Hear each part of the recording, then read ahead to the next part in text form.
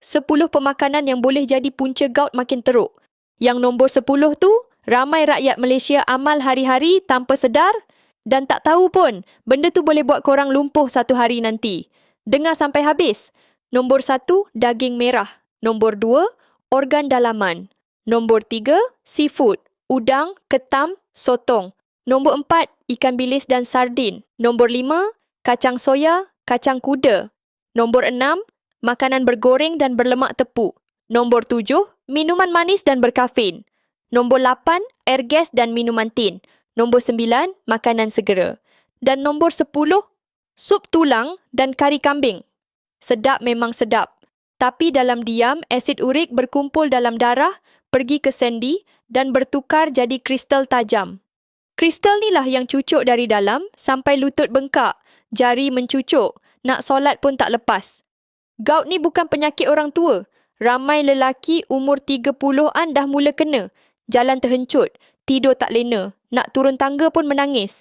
Tapi kalau korang nak kurangkan asid urik secara semula, jadi ini petua orang dulu-dulu. Buah pala, terkenal untuk bantu redakan keradangan dan sekat penghasilan asid urik.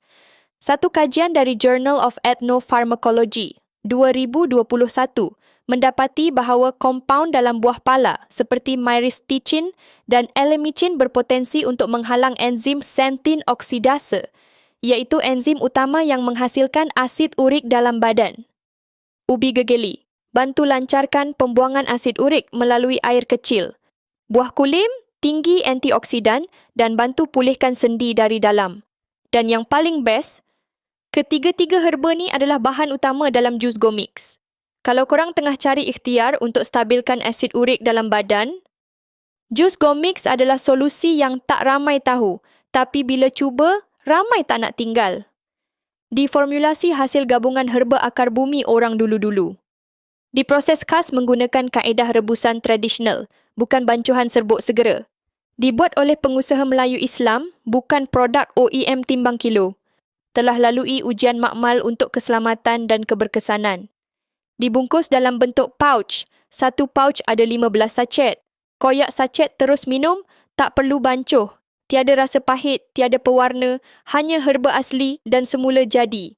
Jangan tunggu kaki dah mencucuk baru nak cari rawatan. Rawat sebelum terlambat. Sayangilah sendi, sayangilah nikmat berjalan. Save atau simpan video ni sekarang. Kongsi video ni dengan sesiapa yang makan organ dalaman dan kaki ayam tiap minggu. Kalau nak Just Go Mix ikhtiar sekarang, tekan link di bawah untuk buat pembelian.